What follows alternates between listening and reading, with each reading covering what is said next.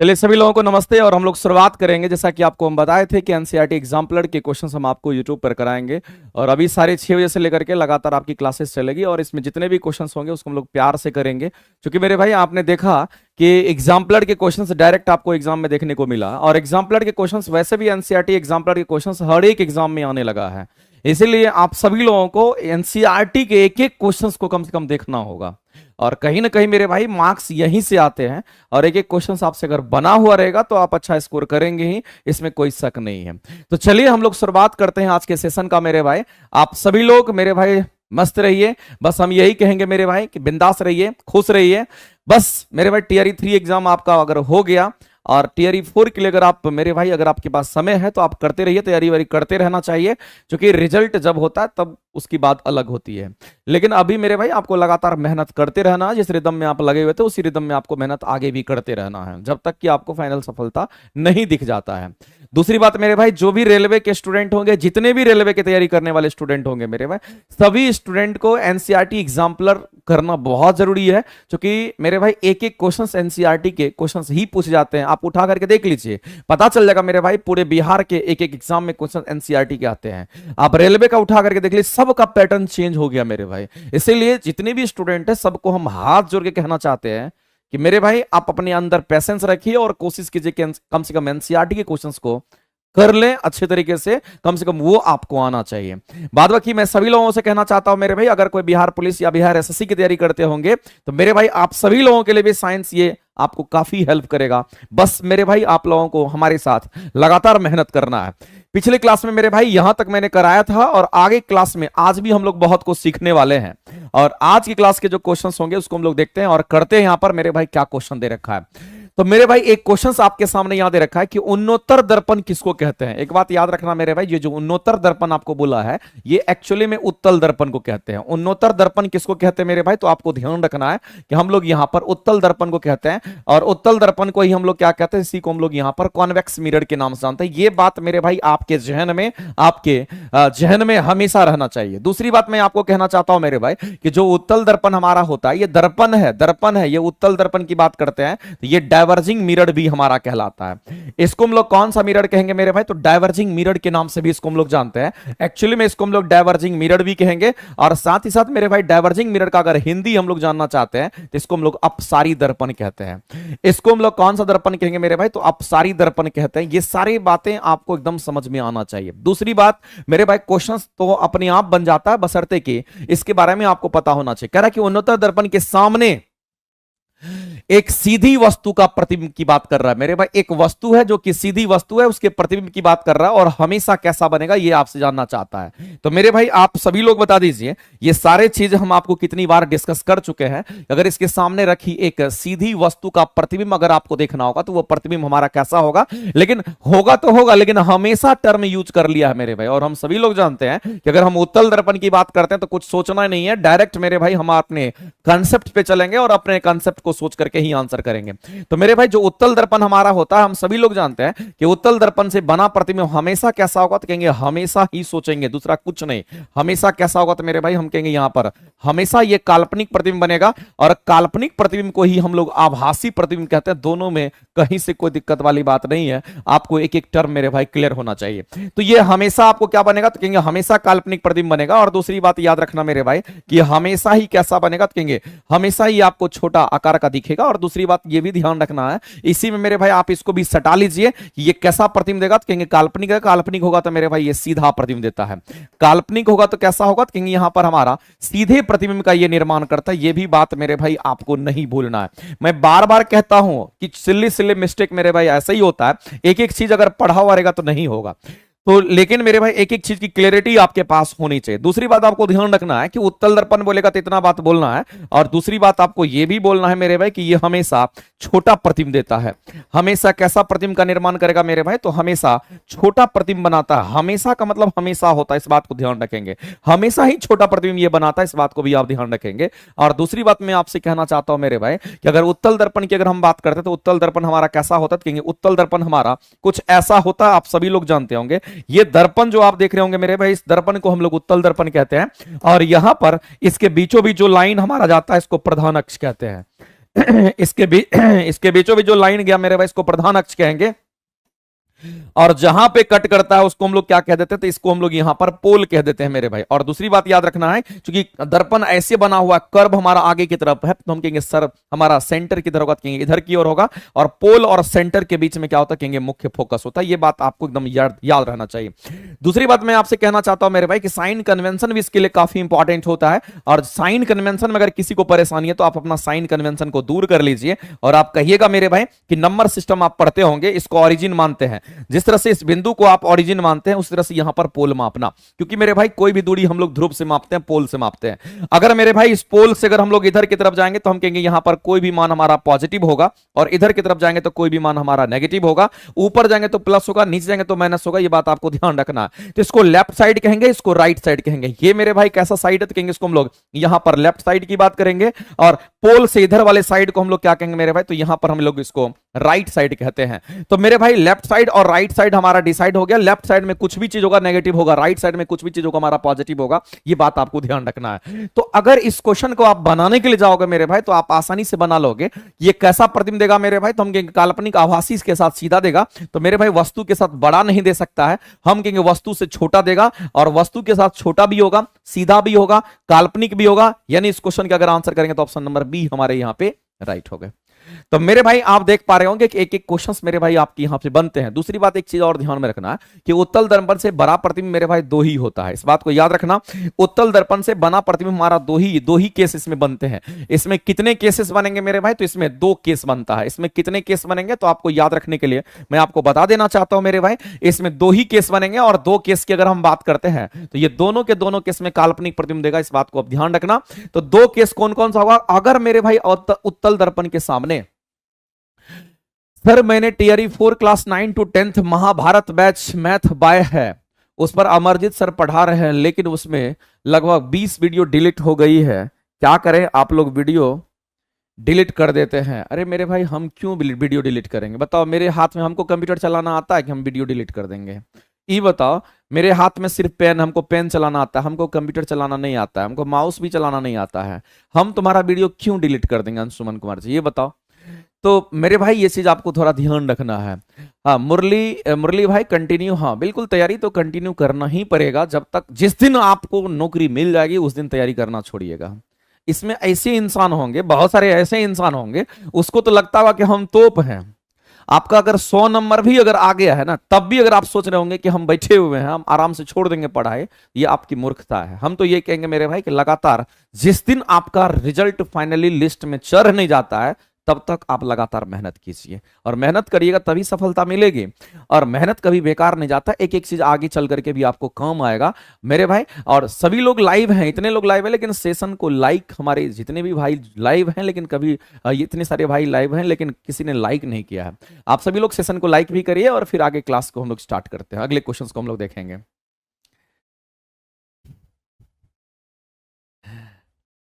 हाँ sir, video delete तो क्या करें, वीडियो डिलीट हो गया, आप कॉल करिए, हमारा जो इंक्वायरी नंबर है उस पर आप कॉल करिए, ठीक है। देखिए एक मैसेज आपको आया है टेक्निकल टीम के द्वारा, और उन टेक्निकल टीम का कहना है कि वर्णवाल जी आप का टियरी 4 मैथ का क्लास शुरू से चलेगा, न्यू से पढ़ाएंगे सर फिर से। अच्छा, इसीलिए डिलीट हो गया होगा कि चूंकि वो फिर से आपको दोबारा से कराएंगे, इसलिए वो डिलीट हो गया होगा, ये और कोई बात नहीं है, ठीक है।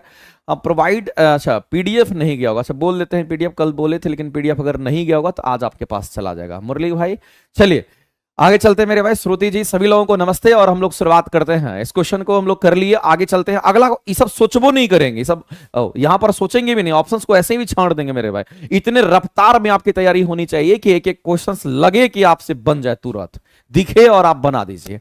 अगला क्वेश्चन मेरे भाई बता दीजिए, अगला क्वेश्चन का आंसर हम आपके क्वेश्चन का इंतजार करेंगे, देखते हैं कितने लोग इस क्वेश्चन का आंसर करके पाते हैं, बता पाते हैं। सोनाली जी बताइए इस क्वेश्चन का आंसर क्या हो गए। अलग तो नहीं लेना पड़ेगा, क्या अलग लेना नहीं, मेरे भाई जिसका भी बैच टीआरई 4 का होगा उनको अलग लेने की जरूरत नहीं है, जिनका भी बैच टीआरई 3 का होगा उनका डिलीट हो सकता है, क्योंकि टीआरई 3 का जितना दिन का कोर्स था वो खत्म हो गया। अब पूरी तरीके से रिफ्रेश हो गया है ऐप, और उसमें टीआरई 4 के ही मैक्सिमम बैचेज आपको दिखेंगे। जो भी बैचेज होंगे मेरे भाई टीआरई 4 के ही होंगे। सर कोई ऑफलाइन क्लास करता है इसमें कोई, तो बताओ। ऑफलाइन भी क्लासेस हमारे यहाँ चलती है, अरे सब तरह की क्लासेस चलती है, इसलिए किसी को परेशान होने की जरूरत नहीं है। रेलवे वाले भाई स्टूडेंट कर सकते हैं मेरे भाई, साइंस में अगर फिजिक्स केमिस्ट्री बायो अगर करना है आप जुड़िए मेरे भाई, बेहतरीन तरीके से हम आपको पढ़ाएंगे। इसलिए रेलवे वाले स्टूडेंट भी निराश नहीं करेंगे, क्योंकि आपकी सेवा में हम फिर से तैयार हो चुके हैं। आप सभी लोग अगर तैयार रहिएगा तो हम आपके साथ जरूर देंगे और एक एक चीज आपको सिखाते चले जाएंगे। चलिए मेरे भाई शुरुआत करते हैं, और इस क्वेश्चन के बारे में अगर बात करें मेरे भाई तो यहां पर क्या कहता है, सोनाली जी कह रहे हैं अगर मेरी जॉब हो गई तो मैं आपके पास आऊंगी मिठाई लेकर के। बिल्कुल आपका मोस्ट वेलकम है, आप अभी भी आ सकते हैं, इसमें कोई बहुत बड़ी बात नहीं है, ठीक है। चलिए आगे बात करते हैं इस क्वेश्चन के बारे में। मेरे भाई यहां पर बोला कि समतल ध्रुवित प्रकाश की बात कर रहा। अब एक चीज मेरे भाई यहां पर देख लीजिए कि ध्रुवित प्रकाश की बात कही गई है, तो एक बात आपको ध्यान रखना मेरे भाई, प्रकाश का ध्रुवन जो होता है वो हमारा कहां पर होता है।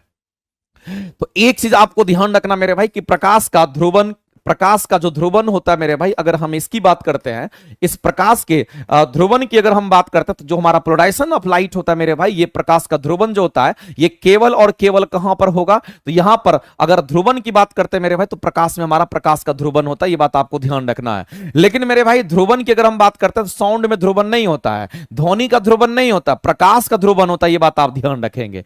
यहां पर मैं आपको क्लियर बता देना चाहता हूं मेरे भाई कि ध्वनि का ध्रुवीकरण नहीं होता है, क्योंकि कई बार ये क्वेश्चन पूछा गया है और लोग कंफ्यूज करते हैं, इसलिए मैं आपको कंफ्यूज नहीं करना चाहता हूं। मैं चाहता हूं मेरे भाई कि एक एक लाइन आपको याद रहना चाहिए। अगर मैं यहां पर बात करूं मेरे भाई कि प्रकाश का ध्रुवीकरण होगा, बिल्कुल होगा मेरे भाई। क्या ध्वनि का ध्रुवीकरण होगा? बिल्कुल भी नहीं होगा। मैं यहां पर क्रॉस कर देता हूं मेरे भाई, इसका ध्रुवीकरण नहीं होता है, इसका ध्रुवीकरण नहीं होता, लेकिन प्रकाश का ध्रुवीकरण होगा।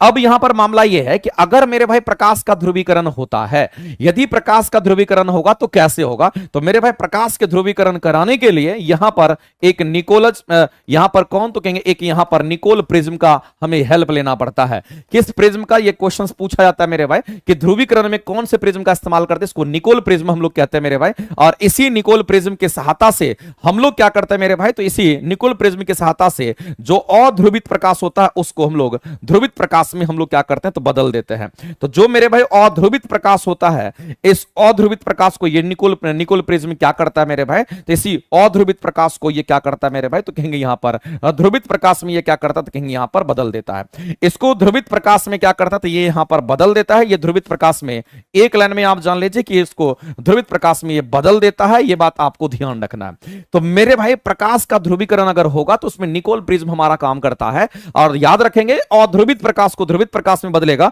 अब यहां पर अगर बात करते हैं मेरे भाई कि अध्रुवित प्रकाश हमारा क्या होगा, जैसे कि आप मेरे भाई यहां पर समझ लीजिए, ये आपके पास क्या, तो कहेंगे यहां पर बल्ब है, और आप देखते होंगे मेरे भाई कि बल्ब की रोशनी चारों तरफ फैल जाती है। बल्ब की रोशनी क्या होगी मेरे भाई, तो चारों तरफ फैल जाती है। और अगर बल्ब की रोशनी मेरे भाई चारों तरफ अगर फैल जाती है तो उसको अध्रुवित प्रकाश कहते हैं। ये मान लेते हैं कि हमारे पास क्या, तो कहेंगे यहां पर हमारा ये बल्ब है, ये हमारा क्या, तो मेरे भाई बल्ब है। तो प्रकाश की रोशनी जो है मेरे भाई ये सब तरफ फैलेगी। अगर प्रकाश की रोशनी मेरे भाई सभी तरफ अगर फैल जाती है तो उसको हम लोग अध्रुवित प्रकाश कहते हैं। तो ये हमारा क्या, तो कहेंगे यहां पर हमारा बल्ब है मेरे भाई, और इस बल्ब की प्रकाश अगर सभी तरफ फैल जाती है तो इसको अध्रुवित प्रकाश कहते हैं। लेकिन मेरे भाई यही अध्रुवित प्रकाश अगर हमारा ध्रुवित प्रकाश में अगर बदलता है तो किसी एक पर्टिकुलर डायरेक्शंस में हमारा चलता है, इस बात को आप ध्यान रखेंगे। तो किसी पर्टिकुलर डायरेक्शंस में चलेगा कैसे, तो उसके लिए निकोल प्रिज्म का हम बीच में इस्तेमाल करते हैं। तो यहां पर प्रिज्म लगाते हैं, और वह कौन सा प्रिज्म होता है मेरे भाई, तो निकोल प्रिज्म का यहां पर इस्तेमाल करते हैं। और ये क्या करता है, तो जो ध्रुवित प्रकाश अध्रुवित प्रकाश इधर उधर हमारा फैल रहा था, ऐसी परिस्थिति में अगर आप उसको देखेंगे मेरे भाई, तो ये किसी एक पर्टिकुलर डायरेक्शंस में आपका हो जाता है, किसी एक पर्टिकुलर डायरेक्शंस में हमारा हो जाता है, इधर उधर नहीं फैलता है, किसी एक पर्टिकुलर डायरेक्शंस में हमारा जाता है। तो इसको अध्रुवित प्रकाश हम कह देंगे, और इसको हम लोग ध्रुवित प्रकाश कह देते हैं मेरे भाई। लेकिन इसमें हम लोग पोलराइजर लगाते हैं। क्या लगाते हैं मेरे भाई, तो यहां पर हम पोलराइजर का इस्तेमाल करते हैं, और इसी पोलराइजर के इस्तेमाल से हम लोग ऐसा कर पाते हैं। अब जाहिर सी बात है मेरे भाई कि अगर इस पोलराइजर का इस्तेमाल करते हैं तो ये अध्रुवित प्रकाश को ध्रुवित प्रकाश में बदल देगा। लेकिन आपको एक बात ध्यान रखना मेरे भाई कि जो ध्रुवित प्रकाश आपके निकल करके आए हैं, यहां जो आपका ये ध्रुवित प्रकाश यहां पर निकल करके आया मेरे भाई, क्योंकि अध्रुवित प्रकाश की हम बात करते हैं वो वाला वाला है, और ध्रुवित प्रकाश की अगर हम बात करते हैं तो ये ध्रुवित प्रकाश हमारा ये वाला है। अगर मेरे भाई इस ध्रुवित प्रकाश को अगर मेजरमेंट करना है, अगर मेरे भाई इसको क्या करना है तो हमें यहां पर मापना है। अगर इसको मापने के लिए हम किसका इस्तेमाल करेंगे, तो आप यहां पर इसको मापने के लिए मेरे भाई पोलरीमीटर का इस्तेमाल करेंगे। चूंकि पोलराइजर से ही रिलेटेड हमारा पोलरीमीटर है, तो आप कहेंगे यहां पर इसको मापने के लिए एक ऐसा डिवाइस का इस्तेमाल करेंगे जो हमारा पोलरीमीटर कहलाता है। इसको हम लोग क्या कहेंगे मेरे भाई, तो ये हमारा यहां पर पोलरीमीटर होता है। इस बात को आप ध्यान रखेंगे। और ये हमारा क्या करता है, तो ध्रुवित प्रकाश को मेजरमेंट करके बता देता है। साइंस का थ्योरी बेस पढ़ाई होगा या ऑब्जेक्टिव बेस? मेरे भाई जो आपको ये बैच मैंने दिया है, जिसमें अखंड ज्योति बैच की हम बात कर रहे हैं, इसमें कंप्लीट थ्योरी के साथ में आपको ऑब्जेक्टिव क्वेश्चंस भी कराए जाएंगे। जैसे जो चैप्टर खत्म होगा उसके क्वेश्चंस लगले उसी समय आपका हो जाना है। इसीलिए मेरे भाई थ्योरी के साथ साथ आपके क्वेश्चंस भी होंगे, और बाद में एक एमसीक्यू मेरे भाई तगड़े लेवल का एमसीक्यू लेकर के हम आएंगे, और टीआरई 4 का जो दरवाजा है मेरे भाई वो हम ही लोग खोलेंगे, और टीआरई 4 को कंप्लीट हम लोग अच्छे तरीके से कवर करेंगे। तो अगर मेरे भाई जहां जहां जरूरत पड़ेगी मेरी, हम आपके साथ हमेशा रहेंगे, इस बात को आप ध्यान रखना। तो हम लोगों ने क्या सीखा मेरे भाई कि ध्वनि का ध्रुवीकरण नहीं होता है, प्रकाश का ध्रुवीकरण होगा, और अध्रुवित प्रकाश को ध्रुवित प्रकाश में बदलने के लिए निकोल प्रिज्म का इस्तेमाल करते हैं। और अध्रुवित प्रकाश हमारा ये है, ये ध्रुवित प्रकाश हो गया, इसके बीच में पोलराइजर लगाते हैं, और ये निकोल प्रिज्म के साथ हमारा पोलराइजर काम करता है। और अगर इस ध्रुवित प्रकाश को अगर मापना होगा मेरे भाई, तो हम कहेंगे ये पोलरीमीटर लगा करके करते हैं। और ध्रुवित प्रकाश की जो दिशा होती है वो किसी एक पर्टिकुलर डायरेक्शन में होता है, इस बात को आप ध्यान रखेंगे। तो अब अगर आप ध्रुवित प्रकाश को अगर मेजरमेंट करेंगे मेरे भाई, तो यहां पर पोलरीमीटर का आप इस्तेमाल करेंगे। आगे चलते हैं मेरे भाई। अगला एक बात और हम आपको बता देना चाहते हैं मेरे भाई कि जब मैनोमीटर की बात आती है, तो आप एक बात जान लीजिए मेरे भाई कि मैनोमीटर एक ऐसा डिवाइस है, ये मैनोमीटर हमारा एक ऐसा डिवाइस है जो द्रव और गैस के अंदर का दाब मापता है। आपको याद रखना मेरे भाई, यहां पर मैनोमीटर की बात करते हैं या पीजोमीटर की हम बात करते हैं मेरे भाई, तो आपको ध्यान रखना है कि इस मैनोमीटर की अगर बात करता तो ये आपको ध्यान रखना है कि द्रव तथा गैस की अगर हम बात करते हैं, किसकी बात कर रहे हैं मेरे भाई, द्रव तथा हम गैस की बात करते हैं मेरे भाई। द्रव तथा गैस का हमें क्या करता था, ये दाब को मापता है। उसके दाब को क्या करता मेरे भाई, दाब को मापता, ये बात आपको ध्यान रखना है। तो द्रव तथा गैस के अंदर दाब को मापता है, उसको मैनोमीटर कहते हैं। एक हमारा मेरे भाई क्या होता है, पीजोमीटर होता है, इस बात को आप ध्यान रखेंगे। एक हमारा क्या होता है, इसको भी आप याद रखिएगा, एक हमारा पीजोमीटर होता है। और पीजोमीटर हमारा केवल और केवल हम कहेंगे यहां पर पीजोमीटर का ज्यादातर इस्तेमाल मेरे भाई केवल और केवल गैस के लिए करते हैं, या मॉडरेट जो प्रेशर होता है उसको मापने के लिए करते हैं। तो ये आपको गैस का दाब मापता है। ये किसका मेरे भाई, तो कहेंगे ये आपका गैस का दाब मापता है। ये सारी बात आपको क्लियर होनी चाहिए। और भी नाम मैनोमीटर में भी होता है, सिंपल यूट्यूब मैनोमीटर और मल्टी यूट्यूब मैनोमीटर भी होता है। तो मेरे भाई जिसको मल्टी यूट्यूब मैनोमीटर कहते हैं वो हमारा गैस जो हायर प्रेशर का होता है, जो हाई प्रेशर का गैस होता है उसको मापने के लिए मल्टी यूट्यूब मैनोमीटर का इस्तेमाल करते हैं। मल्टी यूट्यूब मतलब यू शेप का बनेगा लेकिन मल्टी यू शेप होगा, क्योंकि हाई प्रेशर को मापना होता है। तो ये सारी चीजें आपको ध्यान रखना। गैल्वेनोमीटर की अगर बात करते हैं मेरे भाई, तो आप सभी को पता होगा कि ये जो गैल्वेनोमीटर हमारा यहां पर देख रहा है, ये क्या कर रहा है मेरे भाई, तो कहेंगे गैल्वेनोमीटर हमारा एक काम करता है जो मेरे भाई हम कह सकते हैं कि हमारा गैल्वेनोमीटर क्या करेगा मेरे भाई, तो हम यहां पर कह सकते हैं ये विद्युत धारा को मापता है। ये किसको मापता है मेरे भाई, तो यहां पर ध्यान रखना है ये विद्युत धारा को मापता है। ये किसको, तो कहेंगे ये विद्युत धारा को मापता है। ये बात आपको ध्यान रखना है, ये विद्युत धारा को मापता है, ये बात आपको ध्यान रखना है। साथ ही साथ हमारा आमीटर भी करता है, आमीटर भी विद्युत धारा को मापता है, लेकिन ये जो विद्युत धारा को मापता है मेरे भाई वो हमारा न्यूनतम होता है, न्यूनतम विद्युत धारा को ये मापता है। ये किसको, तो कहेंगे न्यूनतम विद्युत धारा को मापेगा, जिसको हम लोग यहां पर गैल्वेनोमीटर के नाम से जानते हैं। तो कुछ कुछ डिवाइसेस हैं मेरे भाई, सभी डिवाइसेस के बारे में आपको पता होना चाहिए, बाद बाकी हर चीज अपने आप हो जाएगा।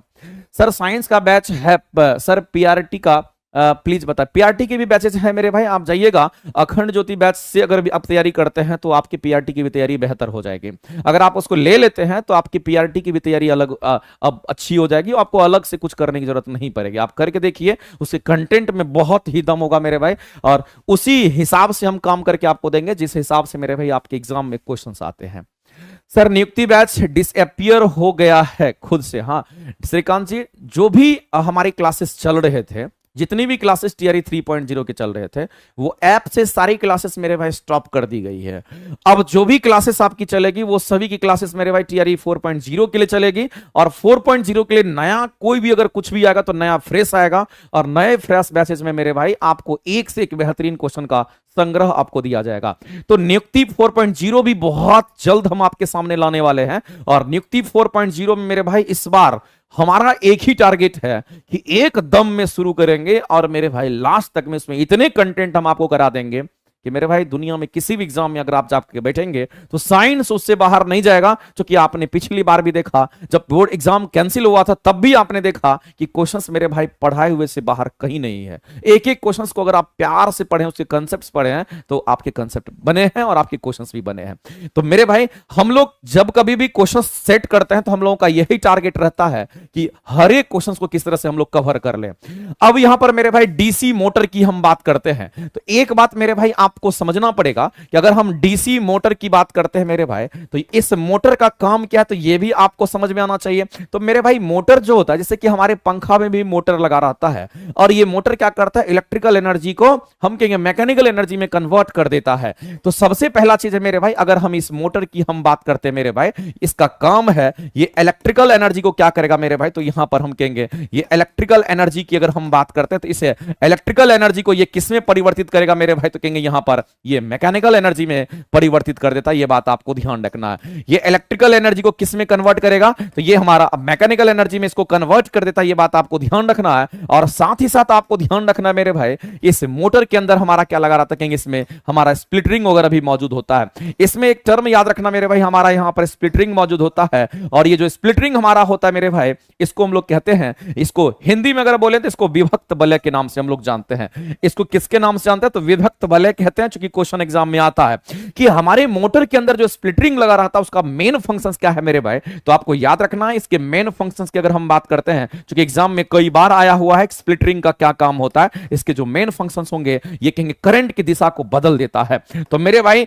जो विद्युत धारा की दिशा होती है, जो करंट की दिशा होती है, तो करंट की दिशा को बदलने के लिए इसका इस्तेमाल किया जाता है। करंट की दिशा को क्या करता है मेरे भाई, तो करंट की दिशा को यहां पर बदलने के लिए, इस बात को ध्यान रखेंगे, करंट की दिशा को बदलने के लिए हम लोग स्प्लिट रिंग लगाते हैं, जो कि मोटर के अंदर हमारा फिट होता है। और साथ ही साथ ये इलेक्ट्रिकल एनर्जी विद्युत ऊर्जा को यांत्रिक ऊर्जा में परिवर्तित करता है। हम यहां पर कह सकते हैं मेरे भाई कि ये किसको, तो यहां पर सीधी सी बात है, इलेक्ट्रिकल एनर्जी यानी कि विद्युत ऊर्जा को किसमें कन्वर्ट करेगा, तो कहेंगे यहां पर विद्युत ऊर्जा को यांत्रिक ऊर्जा में कन्वर्ट कर देता है। एक लाइन में आप जान लीजिए, ये विद्युत ऊर्जा को यांत्रिक ऊर्जा में कन्वर्ट कर देगा। ये बात आपको ध्यान रखना है। और दूसरी बात आपको ध्यान रखना मेरे भाई कि डीसी मोटर के अंदर आर्मेचर भी लगा होता है। अब डीसी मोटर के अंदर एक और टर्म हमारा आ गया स्प्लिट रिंग के अलावे मेरे भाई, ये टर्म तो आपको समझ में आ गया, इसका काम समझ में आ गया, क्योंकि डायरेक्ट क्वेश्चन पूछता है। और उसी तरीके से मेरे भाई आर्मेचर की अगर बात करते हैं, तो हमारे इस मोटर के अंदर आर्मेचर होता है। और आर्मेचर मेरे भाई क्या करेगा, तो डीसी मोटर में आर्मेचर धारा तब तक अधिकतम होगी जब तक मेरे भाई मोटर अपने मैक्सिमम स्पीड पर नहीं पहुंच जाता है। तो अधिकतम चाल अगर प्राप्त कर चुका होगा तो हमारा धारा भी अधिकतम होगा। इसका मतलब है मेरे भाई, हम कहेंगे आर्मेचर धारा तब तक अधिकतम होगी जब तक मोटर हमारा अधिकतम चाल प्राप्त कर चुका होगा। यानी कहने का मतलब है मेरे भाई, हम यहां पर कहेंगे ऑप्शन नंबर ए हमारा कहीं ना कहीं यहां पर करेक्ट हो जाएगा। तो ऑप्शन नंबर ए जो होंगे मेरे भाई वो हमारे राइट हो जाएंगे। और हम कहेंगे कि अगर यहां पर इसकी अगर बात कर रहे हैं मेरे भाई, तो हम लोग को यहां पर सीधा समझना पड़ेगा कि स्प्लिट रिंग के बारे में और मोटर का जो मेन फंक्शन है उसके बारे में, और साथ ही साथ मेरे भाई इस क्वेश्चन के जो कंसेप्ट हैं उसके बारे में भी आपको यहां पर पता होना चाहिए।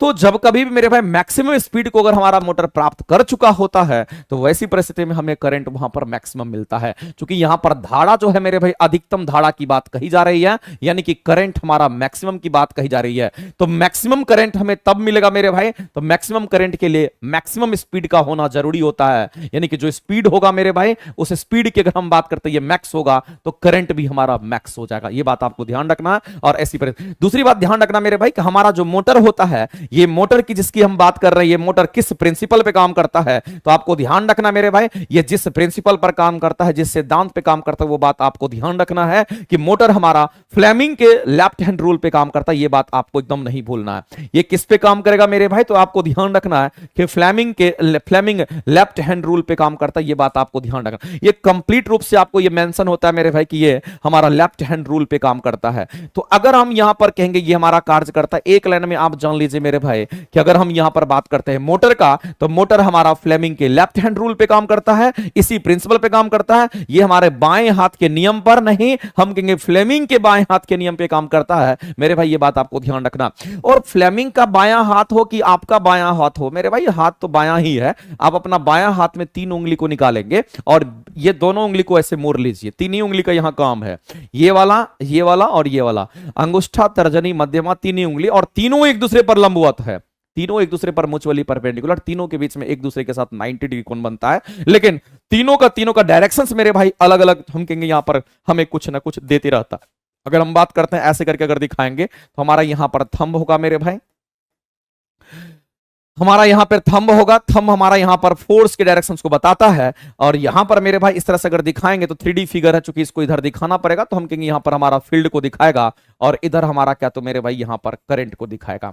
तो यहां पर मेरे भाई FBI फोर्स फील्ड और करंट, फोर्स फील्ड और करंट FBI मेरे भाई तीनों एक दूसरे पर परपेंडिकुलर होगा। ये अंगूठा, ये तर्जनी, ये मध्यमा, तीनों उंगली के बारे में आपको पता होना चाहिए, कौन हमें क्या देता है, इस बात को ध्यान रखेंगे।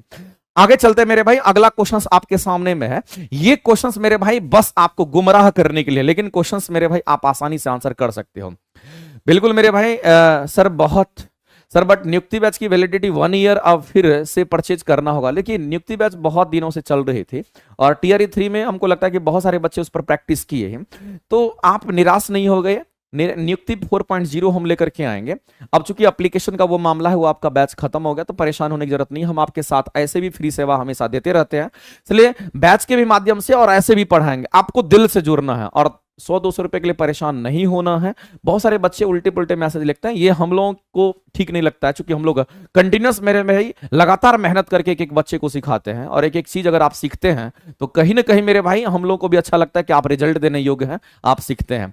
तो अगर आपका नियुक्ति बैच डीएक्टिवेट हो गया है, आपने जितना पढ़ा आपके पास ऑलरेडी मटेरियल होगा, आप उसको एक बार करने की कोशिश कीजिए, अपने से खुद से प्रैक्टिस कीजिए, और उस पर बहुत ज्यादा फोकस करने की जरूरत नहीं है। कुछ भी चीज आएगा तो 4.0 के लिए नया चीज हम आपके सामने लेकर के आएंगे, इसलिए किसी भी मेरे भाई बहन को परेशान होने की अब जरूरत नहीं है। अब बस लेकिन लगातार आप पढ़ते रहिए, ठीक है। चलते मेरे भाई अगला क्वेश्चन हम लोग देखते हैं, फादर मदर चाइल्ड, क्या बात है। आगे चलते हैं मेरे भाई, अगला क्वेश्चन देखते हैं, फादर मदर और चाइल्ड, क्या बात है, ये ट्रिक है। फादर मदर कैसे बोल दिया, चाइल्ड, फादर मदर चाइल्ड कह दिया। आगे चलते हैं, यहां पर देखते हैं अगला क्वेश्चन देखते हैं मेरे भाई 25। ये क्वेश्चन मेरे भाई, इस क्वेश्चन का आंसर देखते हैं कितने लोग करते हैं। क्वेश्चंस बहुत आसान है, हमको लगता है कि आप आंसर कर सकते हैं, जितने लोग लाइव देख रहे हैं सभी लोग आंसर कर सकते हैं, लेकिन थोड़ा सा मेरे भाई मामला फंसाया है कि कुछ चीज आपको जानना पड़ेगा, कुछ चीज आपको समझना पड़ेगा।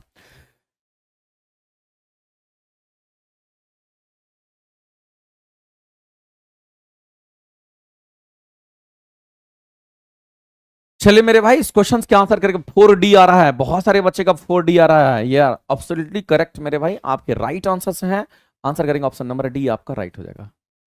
अब यहां पर बात आती है मेरे भाई, इसमें ऐसे ही बकेती लिखा हुआ है, लेकिन क्वेश्चन में है दम नहीं। क्वेश्चन में थोड़ा सा कंसेप्ट मेरे भाई, 25 सेंटीमीटर फोकस दूरी की बात कही गई है, और आपसे क्वेश्चन में क्या पूछा है, तो लेंस की शक्ति पूछी गई है। इसका मतलब है मेरे भाई, फोकस दूरी दे करके आपसे पावर पूछ ले कि हमारा पावर कितना होगा, और लेंस की शक्ति से रिलेटेड क्वेश्चन हमेशा आता है। मैं आपको बता देना चाहता हूं मेरे भाई कि जो भी लेंस है वो हमारे कौन सा लेंस है, यहां पर हम कहेंगे यहां पर पतले उत्तल लेंस की बात हो रही है। हमारा ये उत्तल लेंस है मेरे भाई, और लेंस की शक्ति हमें बतानी है। तो एक बात मेरे भाई आप जानते होंगे कि अगर हम उत्तल लेंस की अगर हम बात करते हैं, हम किस लेंस की बात करेंगे मेरे भाई, तो उत्तल लेंस का जो शेप होता है वो कैसा होता है, आप सभी लोग जानते होंगे मेरे भाई कि हमारे इस उत्तल लेंस का शेप कुछ ऐसा होता है। ऐसा किसको नहीं पता होगा, एक एक बच्चे को पता होगा कि हमारा उत्तल लेंस ऐसा ही होता है। उत्तल लेंस के बीच की जो भाग होते हैं वो मोटे होते हैं मेरे भाई, और इधर का पार्ट हमारा किनारे का भाग पतला होता है, उसी को उत्तल लेंस कहते हैं।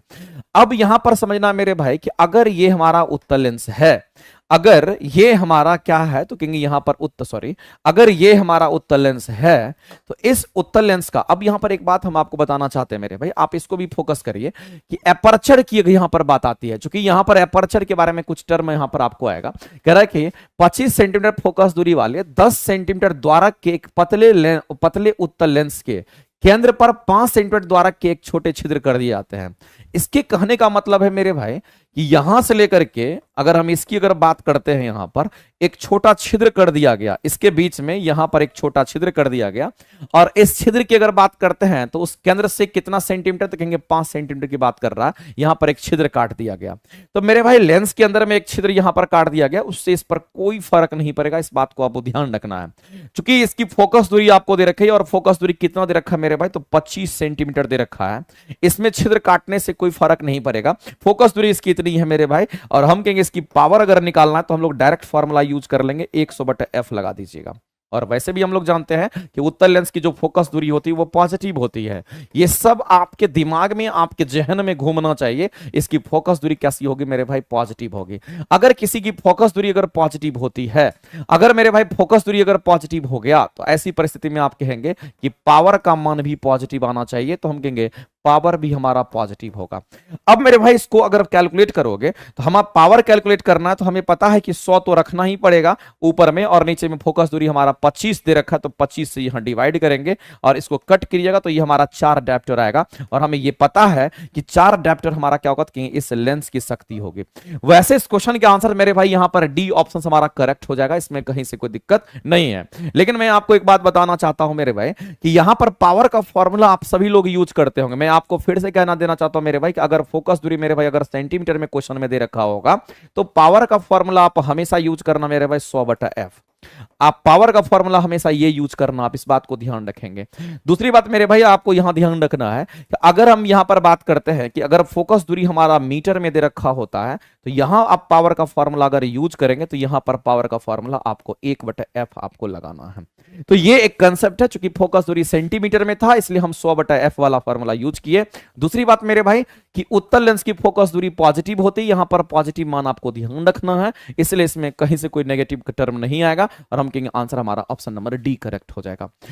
लेकिन अवतल लेंस में ऐसा नहीं होता। अवतल लेंस की कहानी भी आपको एकदम याद रहनी चाहिए मेरे भाई। अगर हम अवतल लेंस की बात करते हैं तो अवतल लेंस के बारे में कितनी बार हम बता चुके हैं, और इसकी अगर बात करते हैं इसकी फोकस दूरी मेरे भाई कैसी होती है, तो याद रखना इसकी फोकस दूरी जब कभी भी आएगी मेरे भाई तो नेगेटिव आएगी। इसकी फोकस दूरी आपको नेगेटिव आएगी। जब इसकी फोकस दूरी मेरे भाई नेगेटिव होगी तो हम कहेंगे यहां पर पावर भी यहां पर नेगेटिव होगा। एक लाइन में आप जान लीजिए। आगे बात करते हैं मेरे भाई, अगला क्वेश्चन हम लोग देखते हैं। अगला क्वेश्चन हम लोग एपर्चर की बात अगर करते हैं मेरे भाई, जैसे दर्पण वगैरह में भी एपर्चर पढ़ते हैं। एपर्चर किसको कहते हैं? जैसे ये हमारा दर्पण, देखो एपर्चर बता देते हैं। एक्चुअली में एपर्चर हमारा क्या, जैसे हमारा ये उत्तल दर्पण होता है, सॉरी अवतल दर्पण होता है, और एपर्चर की अगर बात करता है मेरे भाई तो एपर्चर हमारा क्या होता है, इसको हम लोग एपर्चर कहते हैं। ये वाला जो हमारा लाइन होता है इसको एपर्चर कहते हैं मेरे भाई, और ये सेंटर से पास करता है, और इसी को हम लोग क्या कहते हैं यहां पर एपर्चर कहते हैं। इसी को हम लोग क्या कहते हैं मेरे भाई, तो इसी को ये जो यहां से लेकर के यहां तक का डिस्टेंस होता है जो सेंटर से पास करता है उसी को एपर्चर कहा जाता है। इस बात को आप ध्यान रखिएगा। आगे चलते मेरे भाई, अगले क्वेश्चंस पर हम लोग बढ़ते हैं और अगला क्वेश्चन हम लोग देखते हैं क्या कहता है। नेक्स्ट क्वेश्चन हमारे सामने में है और ये घर्षण से रिलेटेड क्वेश्चन है, और मेरे भाई ये सब बेसिक क्वेश्चन है, एकदम आता ही आता आपके एग्जाम में। अब कह रहा है मेरे भाई कि दो सतह के बीच में क्या हो रहा है, तो कहेंगे दो सतह के बीच में हमारा घर्षण बल हमारा यहां पर काम करता है। बिल्कुल सही बात है। और दो सतह के बीच में जो घर्षण बल हमारा काम करता है वो निर्भर किस पर नहीं करता, ये क्वेश्चन आपसे पूछा गया है। तो मेरे भाई एक बात आप समझने का कोशिश कीजिए, यदि हम यहां पर घर्षण बल की अगर हम बात करते हैं, यदि हम घर्षण बल की बात करते हैं जिसको हम लोग यहां पर फ्रिक्शन फोर्स कह दिए, मेरे भाई, आपको 2-3 बात समझना पड़ेगा मेरे भाई कि फ्रिक्शन फोर्स कहां डेवलप होता है, तो कहेंगे दो सतह के बीच में होगा। आपको यह लाइन सबसे पहले पता होना चाहिए। और दो सतहों के बीच उनके, ध्यान रखेंगे मेरे भाई, उनके आपेक्षिक गति या सापेक्षिक गति के कारण, उनके बीच सापेक्षिक गति के कारण ऐसा होता है मेरे भाई। ये भी ध्यान रखना है कि उनके बीच सापेक्षिक गति के कारण होता है। उनके बीच कैसी गति, तो मेरे भाई सापेक्षिक गति के कारण होता है। इस बात को आप ध्यान रखेंगे, सापेक्षिक गति के कारण हमारा ये होता है। एक लाइन में आप इस बात को ध्यान रखिएगा। दूसरी बात ध्यान रखना मेरे भाई, जिस घर्षण बल की हम बात करते हैं मेरे भाई, जिस घर्षण बल की हम बात करते हैं इसके बारे में नेक्स्ट पॉइंट की अगर हम बात करते हैं, ये तो आपका इसका पहला पॉइंट हो गया मेरे भाई। दूसरे पॉइंट्स की हम बात कर लेते हैं। दूसरी बात ध्यान रखना, जो घर्षण बल हमारा होता है, आपको ध्यान रखना मेरे भाई, ये सतह पर निर्भर करता है। ये किस पर निर्भर करता है, तो कहेंगे ये सतह पर निर्भर करता है, यानी कि सरफेस पर निर्भर करता है। ये किस पर मेरे भाई, सतह पर निर्भर करता है। इस बात को आप ध्यान रखेंगे। ये किस पर, तो कहेंगे यहां पर सतह पर निर्भर करता है। एक लाइन में आप जान लीजिए। अब हमारे पास सतह की अगर हम बात करते हैं मेरे भाई, तो हमारे पास दो सतह होते हैं। अगर इस सतह को अगर आप देखिएगा तो आपको पता चल जाएगा कि एक तो हमारे पास यहां पर खुरदुरा सतह होगा, और दूसरे की अगर हम बात करते हैं मेरे भाई तो दूसरा हमारा यहां पर समतल सतह होता है। एक तो हमारा खुरदुरा सतह, दूसरा हमारा समतल सतह होगा। और मेरे भाई हम यहां से कह सकते हैं कि अगर खुरदुरा सतह और समतल सतह की जब बात आती है तो कहां घर्षण ज्यादा होगा, कहां घर्षण कम होगा, ये आपको बताना है। तो मेरे भाई एक लाइन में आप कह दीजिए कि खुरदुरा सतह अगर जहां पर ज्यादा होगा तो मेरे भाई खुरदुरा सतह में घर्षण ज्यादा होगा, और जो समतल सतह होता है वहां पर घर्षण कम होगा। तो यहां पर खुरदुरे सतह में घर्षण क्या होगा, तो यहां पर अगर हम घर्षण घर्षण की अगर बात करते हैं तो यहां पर मेरे भाई घर्षण क्या होगा, तो कहेंगे यहां पर घर्षण ज्यादा होगा। इस बात को आप एकदम महसूस कीजिए, फील कीजिए। और अगर कोई समतल सतह है मेरे भाई, तो यहां पर घर्षण क्या होगा, तो आपको यह बताना पड़ेगा कि यहां पर घर्षण हमारा क्या होगा, तो कहेंगे यहां पर हमारा घर्षण कम होगा। ये बात भी आपको समझना पड़ेगा।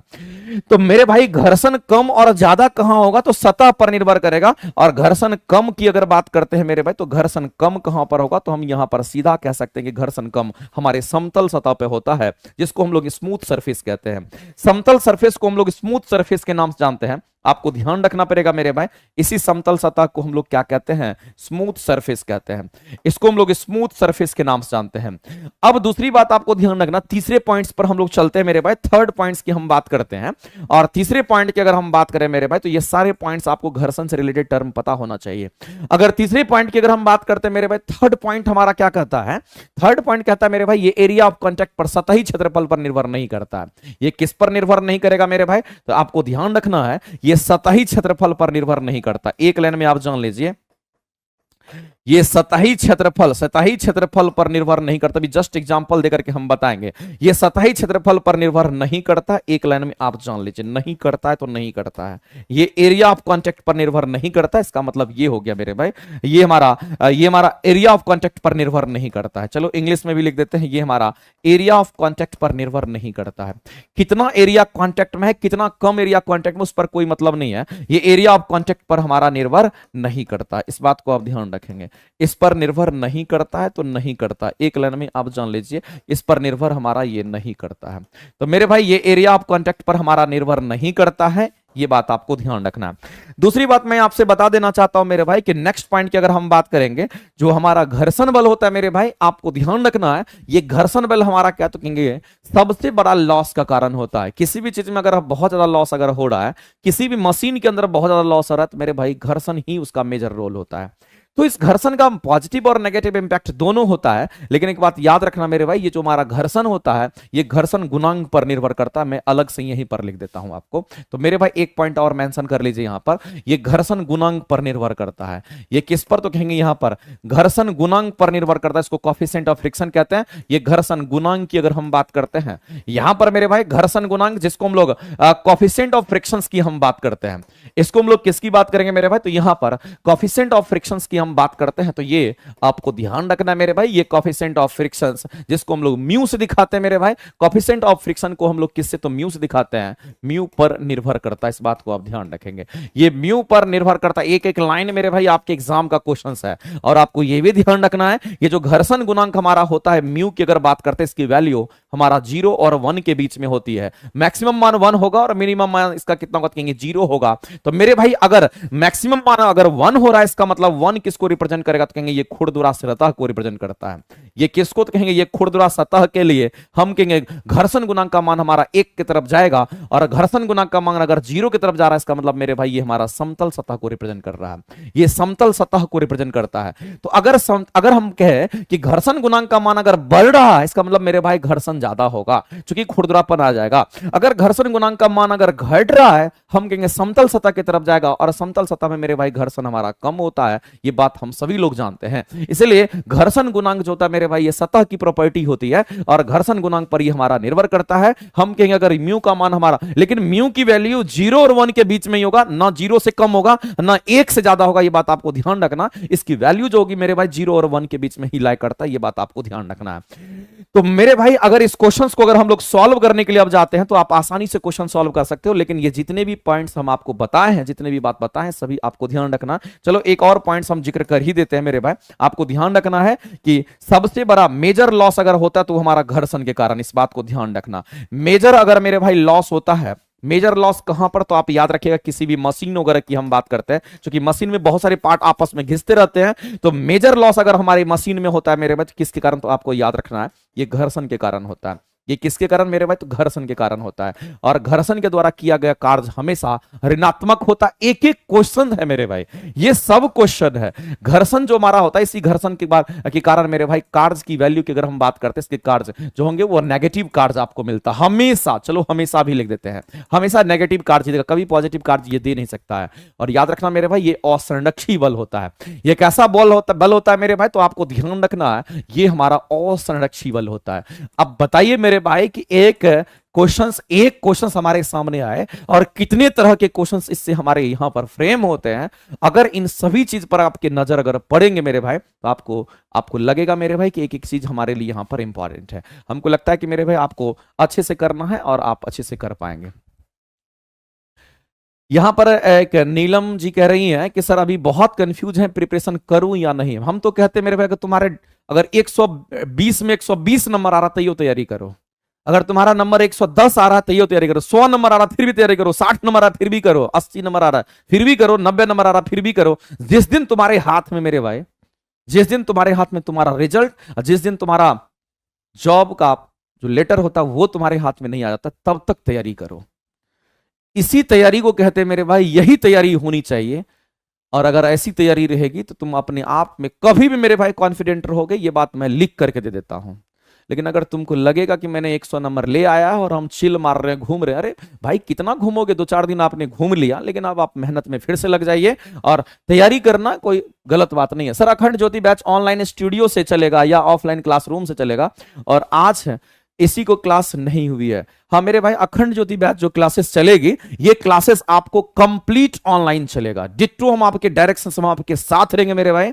और हमारी ये क्लासेस इस बार, इस क्लासेस को मेरे भाई, इस क्लासेस के जितने भी स्टूडेंट होंगे सभी को हीरो बनाना है। मेरा बस टारगेट रहेगा कि इस अखंड ज्योति बैच से जितने भी बड़े बच्चे जुड़ेंगे, सभी के फिजिक्स केमिस्ट्री बायो का ठेका हम लेंगे मेरे भाई। हम सिखाएंगे, अपने तरीके से पढ़ाएंगे और अपने तरीके से आपको सिखाएंगे कि क्वेश्चन एग्जाम के कैसे बनते हैं। बस आपको मेरे भाई मेरे साथ तैयार रहना पड़ेगा। और ये क्लासेस आज से चल रही थी, लेकिन ये क्लासेस 29 जुलाई से आपकी चलेगी। इसके लिए मेरे भाई कोई दिक्कत नहीं है। सारा इन्फॉर्मेशन आपको, कोई भी दिक्कत होता है तो सारे इन्फॉर्मेशन आपको ऐसे मिल जाते हैं। आप जाकर के कॉल करिए, आपको हर एक इन्फॉर्मेशन दे। अब बताइए, दो सतह के बीच में घर्षण बल किस पर निर्भर नहीं करता है? तो सतह की प्रकृति पर करता है मेरे भाई। सतह पर तो निर्भर करता है, सतह पर निर्भर करता है कि हमारा खुरदुरा है कि समतल है, जाहिर सी बात करेगा, सही है। क्या पिंड के आकार पर, मैंने आकार का कहीं पर जिक्र किया है मेरे भाई? क्या मैंने यहां पर अच्छा पिंड का आकार की बात कर रहा है मेरे भाई, साइज ऑफ द बॉडी की बात कर रहा है। तो और एक आपका यहां पर दे रखा है मेरे भाई कि सतह स्पर्श क्षेत्रफल की बात कर रहा है। तो पिंड के आकार पर भी निर्भर नहीं करता मेरे भाई। आपको ध्यान रखना है कि यहां पर पिंड के आकार से कोई मतलब नहीं है, आकार पर भी निर्भर नहीं करता। एकदम कंफ्यूज नहीं होना है आप मेरे भाई। जितने पॉइंट्स हम लिखा दी, ये आपको आकार पर निर्भर नहीं करता है, लेकिन सतह की प्रकृति पर निर्भर करता है। स्पर्श क्षेत्रफल पर मेरे भाई, कांटेक्ट एरिया ऑफ कांटेक्ट की बात कर रहे हैं, सतही क्षेत्रफल, और इसी को स्पर्श क्षेत्रफल, इसी को एरिया ऑफ कांटेक्ट कहते हैं। आप देखिए, एरिया ऑफ कांटेक्ट पर निर्भर नहीं करता है। तो एरिया ऑफ कांटेक्ट पर मेरे भाई निर्भर यहां पर नहीं करता है, तो कहेंगे इस पर भी निर्भर नहीं करता है, इस पर भी निर्भर नहीं करता है। और आपसे पूछा गया किस पर निर्भर नहीं करता है, तो इन दोनों बात पर निर्भर नहीं करता है। तो आप आंसर करेंगे मेरे भाई उपयुक्त में से एक से अधिक, यानी कि डी आंसर आपके राइट हो जाएंगे। एक से अधिक यानी कि ऑप्शन नंबर डी आपका करेक्ट होगा। एक ही ऑप्शन सही था जो कि हमारा मेरे भाई कहता है कि सतह पर निर्भर करेगा, बिल्कुल करेगा, लेकिन इन दोनों बात पर निर्भर नहीं करेगा। इस बात को ध्यान रखेंगे। चलिए मेरे भाई आगे चलते हैं। हाँ, असंरक्षी फोर्स को डिफाइन कर दीजिए। कामिनी जी कह रहे, देखिए असंरक्षी बल और संरक्षी बल, जिसको कंजर्वेटिव फोर्स और नॉन कंजर्वेटिव फोर्स कहते हैं, एकदम में याद रहना चाहिए और एकदम में दिखना चाहिए कंजर्वेटिव नॉन कंजर्वेटिव होता क्या है, असंरक्षी संरक्षी होता क्या है। मैं आपको बता देना चाहता हूं मेरे भाई, अगर तुम्हारे सामने में संरक्षी बल आता है जिसको कंजर्वेटिव फोर्स कहते हैं, कंजर्वेटिव फोर्स, संरक्षी का मतलब होता है मेरे भाई कि बदलेगा नहीं, संरक्षी का मतलब होता है बदलेगा नहीं, असंरक्षी का मतलब होता है बदल जाएगा। अगर मेरे भाई हम घर्षण बल को असंरक्षी बल कहते हैं, तो आप अलग सतह पर देखिएगा, आप सतह पर अलग अलग सतह पर उसका मान अलग अलग होता है। घर्षण का मान, कोई समतल सतह, कोई खुरदरा सतह है तो मान अलग अलग होगा। मान बदल गया तो असंरक्षी, मान नहीं बदला तो संरक्षी। मान बदल गया तो मान बदल गया तो असंरक्षी, अब मान नहीं बदला तो संरक्षी। दूसरी बात आप ये समझिए कि अगर कोई संरक्षी बल होता है तो मेरे भाई आपको ध्यान रखना कि किसी भी सतह पर लेकर के जाएंगे, किसी भी पाथ पर लेकर के जाएंगे, उसके वैल्यू में कोई परिवर्तन नहीं आएगा मेरे भाई। संरक्षी में कोई परिवर्तन नहीं होता है, किसी सतह पर बदलने पर, किसी सतह पर ले जाने पर, चाहे कोई भी सतह हो, उसकी वैल्यू एक समान रहेगी। लेकिन मेरे भाई अगर मैं आपको कहना चाहता हूं कि अगर कोई असंरक्षी है, इसका मतलब अलग अलग सतह पर उसकी वैल्यू अलग अलग होगी। ये बात आपको ध्यान रखना है, ठीक है। वेरी थैंक यू फॉर आपका साथ हमारे प्रयास। बिल्कुल अंकुर जी, आप मेरे साथ रहिए, हम आपका साथ देने के लिए तैयार हैं, बस आपको मेहनत करने की जरूरत है, ठीक है। ठीक है, आगे बढ़ते हैं मेरे भाई, अगला क्वेश्चन हम लोग देखते हैं। अगला क्वेश्चन मेरे भाई, ये वाला क्वेश्चन तो आप यहां पर इस क्वेश्चन को तो आप मेरे भाई चुम लो, ऐसे क्वेश्चन तुम्हारे एग्जाम में एक बार नहीं 1000 बार आता है। और मेरे भाई अगर ये क्वेश्चन बोला गया है तो प्रकाश की तरंग की बात कही गई है, और ऐसा टर्म अगर तुम्हारे सामने में आता है तो एक लाइन तुम्हारे पास आना चाहिए तुम्हारे पास। अगर हम बात करते हैं मेरे भाई प्रकाश तरंग की, अगर बात करते हैं तो एक लाइन में आपको एकदम में आना चाहिए कि सर प्रकाश तरंग की बात करते हैं ना, तो ये प्रकाश तरंग तो ही हमारा सूर्य से आने वाली जितनी भी तरंग है सब प्रकाश तरंग होती है मेरे भाई। सभी तरंग जो सभी आप ऐसे कह सकते हैं सूर्य से आने वाले, या फिर आप ऐसे कह सकते हैं मेरे भाई सूर्य से प्राप्त, सूर्य से मेरे भाई यहां पर प्राप्त सभी तरंग की अगर हम बात करते हैं, सूर्य से प्राप्त सभी तरंग की अगर बात करते हैं मेरे भाई, सभी तरंग हमारा कैसा होगा कहेंगे, सभी तरंग हमारा प्रकाश तरंग होता है। सभी तरंग हमारा कैसा तरंग होगा कहेंगे, यहां पर प्रकाश तरंग होता है। एक लाइन में आप जान लीजिए, कुछ और बोलने की जरूरत नहीं है। दूसरी बात आपको ध्यान रखना मेरे भाई कि अगर इस प्रकाश तरंग की अगर हम बात करते हैं तो सूर्य के प्रकाश सभी प्रकाश हमारा प्रकाश तरंग होगा, तो ये प्रकाश तरंग हमारा विद्युत चुंबकीय तरंग होता है। एक लाइन में मेरे भाई घोंट जाओ, और ये क्वेश्चन तुम्हारे एग्जाम में अगर नहीं आए थे तो आने की संभावना आगे एकदम श्योरिटी के साथ हम कह सकते हैं। और इसी को हम लोग इलेक्ट्रोमैग्नेटिक वेव के नाम से हम लोग जानते हैं। इसी को हम लोग क्या कहते हैं मेरे भाई, तो इसी को हम लोग इलेक्ट्रोमैग्नेटिक वेव के नाम से जानते हैं। यही हमारा इलेक्ट्रोमैग्नेटिक वेव होता है, इस बात को आप ध्यान रखेंगे। और इलेक्ट्रोमैग्नेटिक वेव को हम लोग शॉर्ट में EMW के नाम से हम लोग दिखाते हैं, इलेक्ट्रोमैग्नेटिक वेव कहते हैं। लेकिन यहां से ही खत्म नहीं हुआ, इसके बाद भी आपको ध्यान रखना है। अगर मेरे भाई कोई विद्युत चुंबकीय तरंग हमारा हो गया तो विद्युत चुंबकीय तरंग हमारी कैसी तरंग होती है, तो याद रखना मेरे भाई, ये विद्युत चुंबकीय तरंग मेरे भाई उदासीन होता है। ये कैसा होता है कहेंगे, यहां पर उदासीन होगा। उदासीन कहने का मतलब होता है ना तो इस पर कोई नेगेटिव चार्ज होगा, ना तो इस पर कोई पॉजिटिव चार्ज होगा, ये कंप्लीट रूप से मेरे भाई उदासीन होगा। और दूसरी बात, जो विद्युत चुंबकीय तरंग हमारे होते हैं वो सभी के सभी हमारे अनुप्रस्थ तरंग होते हैं। सभी हमारे कैसी तरंग होगी, तो सभी अनुप्रस्थ तरंग होते हैं मेरे भाई। ये सभी कैसी तरंग होंगे मेरे भाई, तुम कहेंगे सभी के सभी अनुप्रस्थ तरंग होंगे। और दूसरी बात आपको ध्यान रखना है कि जिस अनुप्रस्थ तरंग की हम बात करते हैं, अगर ये अनुप्रस्थ तरंग को यहां पर हम देख पाए मेरे भाई, तो ये अनुप्रस्थ तरंग एक्चुअली में हमारा तरंग हमारा इधर की दिशा में चलता है। और जो कण के कंपन होते हैं मेरे भाई, वो कैसी दिशा में चलेगा, कहेंगे कण का कंपन हमारा ऐसा होता है। अब आप देख लीजिए मेरे भाई, ये क्वेश्चन कई बार पूछाता है, तो कण का कंपन हमारा कैसा होगा, कहेंगे कण के कंपन की अगर हम बात करेंगे मेरे भाई, तो ये हमारा तरंग पर परपेंडिकुलर होता है। इस तरंग पर हमारा ये 90 डिग्री पर होगा, ये बात आपको ध्यान रखना, यहां 90 डिग्री हमारा होगा। और ये कण है, ये हमारा कण का कंपन है, ये बात आपको एकदम नहीं भूलना मेरे भाई। तो हम कह सकते हैं कि तरंग और कण के कंपन में जो बीच में थीटा का मान होगा वो 90 डिग्री होगा, ये बात आपको ध्यान रखना है। और दूसरी बात मैं आपको बता देना चाहता हूं मेरे भाई कि विद्युत चुंबकीय तरंग को अगर आप देखना चाहते हैं, समझना चाहते हैं, दिखाई तो नहीं देगा लेकिन मैं आपको लिख करके दिखा सकता हूं मेरे भाई। जैसे कि हम गामा किरण की हम बात करते हैं, और इसी तरीके से मेरे भाई अगर हम एक्स किरण की बात करते हैं, और इसी तरह से मेरे भाई यहां पर अल्ट्रावायलेट रे की हम बात करते हैं, और इसी तरह से मेरे भाई यहां पर अगर हम विजिबल रे, जिसको दृश्य प्रकाश कहते हैं, जिसको आप देख पाते हैं, ये विजिबल रे मेरे भाई आप देखते होंगे कि VIBGYOR जो आपको विविगोर मिलता है मेरे, अलग अलग कलर मिलते हैं। और इसके बाद अगर हम इंफ्रारेड की बात करते हैं मेरे भाई, ये हमारा इंफ्रारेड की बात करते हैं, इंफ्रारेड रे हमारा हो गया। फिर यहां पर आप माइक्रोवेव की बात कर लीजिए, और साथ में मेरे भाई यहां पर आप अगर रेडियो वेव की अगर आप बात कर लेते हैं, तो इन सभी वेव की अगर हम बात करते हैं, ये सभी वेव मेरे भाई क्या है, ये सभी के सभी हमारे विद्युत चुंबकीय तरंग होते हैं। और अगर ये विद्युत चुंबकीय तरंग है मेरे भाई, तो एक और फेमस क्वेश्चन है, वो भी क्वेश्चंस मैं आपको बता देना चाहता हूं। ये विद्युत चुंबकीय तरंग हमारा कैसा होता है, कहेंगे अयांत्रिक तरंग होता है। अगर आपके एग्जाम में नहीं आए हैं तो आगे आने की संभावना बहुत ज्यादा है। ये कैसी तरंग, अयांत्रिक तरंग के रूप में हमारा होता है। तो ये हमारा नॉन मैकेनिकल वेव होता है, अयांत्रिक तरंग होता है। इस बात को आप ध्यान रखेंगे मेरे भाई। तो आपको बताना है यहां पर जो प्रकाश की तरंग होती है हमारी कैसी होगी मेरे भाई, तो आप कहेंगे प्रकृति में विद्युत चुंबकीय तरंग हमारी होती है, और साथ ही साथ मेरे भाई हम कहेंगे प्रकाश की तरंग हमारा अवरक्त किरण भी हमारा होगा। तो यहां पर अगर इस क्वेश्चन के अगर आंसर करने के लिए जाएंगे तो प्रकृति में कैसी होगी, तो कहेंगे प्रकृति में विद्युत चुंबकीय तरंग के रूप में होगी। कॉस्मिक किरण हमारा इसमें नहीं है, इसमें देखिए कहीं भी कॉस्मिक वेव हमारा नहीं है, हमारा ये नहीं होगा। लेकिन अवरक्त किरण है मेरे भाई, यहां पर इंफ्रारेड रे को ही अवरक्त किरण कहते हैं, और यहां पर ये भी हमारा होगा। तो यहां से हम कह सकते हैं मेरे भाई उपयुक्त में से एक से अधिक, यानी कि डी ऑप्शन के साथ आप जाएंगे, और ऑप्शन डी आपका यहां पर इस क्वेश्चन के लिए राइट आंसर हो जाएगा मेरे भाई, क्योंकि इसमें से दो चीज आपको दिखाई दे रहा था। और एक बात ध्यान रखना, जो कॉस्मिक वेव हमारा होता है ये पॉजिटिवली और नेगेटिवली चार्ज दोनों होता है। लेकिन यहां पर हम बात करते हैं, अगर प्रकाश तरंग बोल दिया, इस पर कोई आवेश नहीं होगा, ना प्लस ना माइनस, इस बात को आप ध्यान रखेंगे। ठीक है, अब बाद में कितने टर्म आप याद अगर रखते हैं तो मेरे भाई आप मान लीजिए कि क्वेश्चन अगर आ जाएगा तो यहां से आप जरूर श्योर बना लीजिएगा। रिलेशंस तो मेरे भाई बहुत सारे होते हैं, लेकिन अगर आप लगातार पढ़ते रहिएगा तभी ये रिलेशंस आपको बुझाएगा। ऊर्जा से भी रिलेटेड क्वेश्चन पूछता है, एनर्जी समानुपाती किसका, तो कहेंगे यहां पर आवृत्ति का होता है, और आवृत्ति भी तो क्रमानुपाती किसका, तो कहेंगे वेवलेंथ का होता है। तो मेरे भाई क्वेश्चंस अगर आप यहां से देखना चाहते हैं तो आप यहां पर कह सकते हैं कि अगर मेरे भाई यहां पर भी आप यहां पर कह सकते हैं कि किसी का वेवलेंथ अगर ज्यादा होगा उसकी आवृत्ति कम होगी, आवृत्ति कम होगी तो उसका ऊर्जा कम होगा, अगर ऊर्जा कम होगा तो उसकी भेदन क्षमता कम होगी। तो मेरे भाई पेनिट्रेशन पावर जिसका ज्यादा होता है इसका मतलब समझ लीजिए उसमें ऊर्जा ज्यादा है। तो ये सब रिलेशंस पर भी क्वेश्चंस तोड़ तोड़ करके आता है, एक एक रिलेशंस अगर आपको आएगा तो आप आसानी से कर सकते हैं। तो मेरे भाई अगर जो भी बच्चे होंगे वो सभी बच्चे मेरे भाई तैयार हो जाइए, हम आपके सामने तैयार हैं। हम चाहते हैं कि जितने भी बच्चे हैं सभी लोग अच्छे से तैयारी करके अपना रिजल्ट को सुनिश्चित कीजिए, क्योंकि मेरे भाई लगातार वैकेंसी आ रही है, इतनी वैकेंसी है, अभी बच्चा नहीं पढ़ेगा तो कब पढ़ेगा।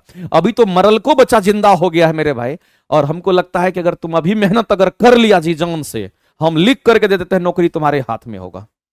लेकिन इसमें से इतना लोग होगा वो इतना डिप्रेशन में चल जाता, लगता है पहाड़ टूट रहा है। हम तो कहते हैं कि एकदम खुश रहो, जिंदगी मिला है और एक नौकरी, एक सीट को खींचने की क्षमता रखो कि एक सीट हम लेकर के आएंगे।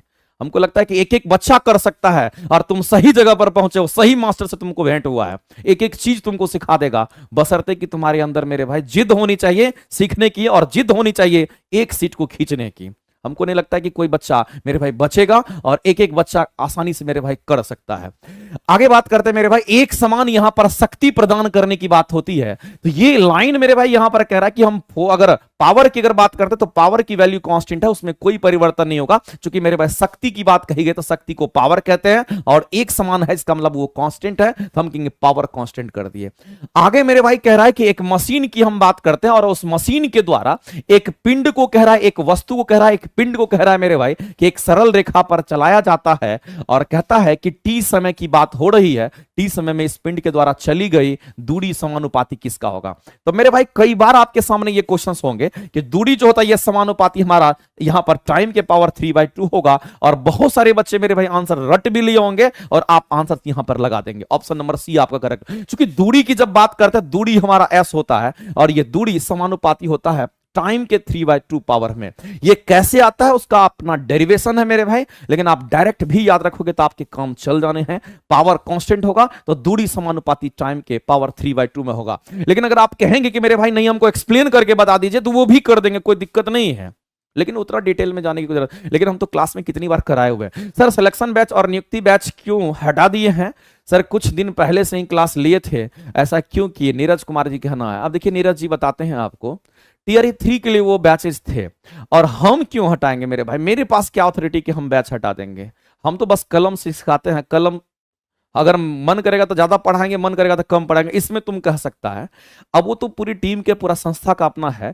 अब टीआरई 3 के लिए जो भी बैचेज आए थे उनका एक लिमिटेड टाइम था, एप्लीकेशन से वो सारे बैचेज अपने डिजाइन होते हैं, अपने आप इनएक्टिव हो जाता है मेरे भाई। अब देखिएगा मैक्सिमम बैचेज इनएक्टिव हो गए, अब जो भी बैचेज होंगे वो पूरा का पूरा टीआरई 4 के लिए होगा। अगर किसी को नियुक्ति 4.0 चाहिए तो आप तैयार रहिएगा, हम इस बार मेरे भाई 1000 2000 नहीं 4000 क्वेश्चन का संग्रह लेकर के आएंगे, और हमको नहीं लगता कि उससे बाहर अगर कोई कर लेगा तो उससे बाहर क्वेश्चन जाएगा। हम आपको तैयार करेंगे, और जिस लेवल में आप हैं उस लेवल से फिर हम उस अपर लेवल तक लेकर के जाएंगे, और एक एक चीज आपको सिखाएंगे। इस बार एक एक मिस्टेक नहीं होगा, एक एक गलती जो आपसे हुआ होगा, जो सिल्ली मिस्टेक हुआ होगा, हम उस गलती को मेरे भाई इस बार रोकने की कोशिश करेंगे। ठीक है, चलिए आज हम यहीं रखेंगे, और नेक्स्ट क्लास से मेरे भाई और भी क्वेश्चंस को हम लोग यहां पर करने का कोशिश करेंगे। तो आज हमारा यहां पर 15 नंबर क्वेश्चन तक हुआ। हम लोग मिलते हैं मेरे भाई, फिर कल आप मेरे साथ जुड़िए 6:30 बजे। हम लगातार आपको ये क्लासेस प्रोवाइड करेंगे, कंप्लीट एनसीईआरटी को लेकर के मेरे भाई यूट्यूब पर हम आपको क्लासेस देते रहेंगे। ठीक है, बहुत बहुत धन्यवाद मेरे भाई, चलिए।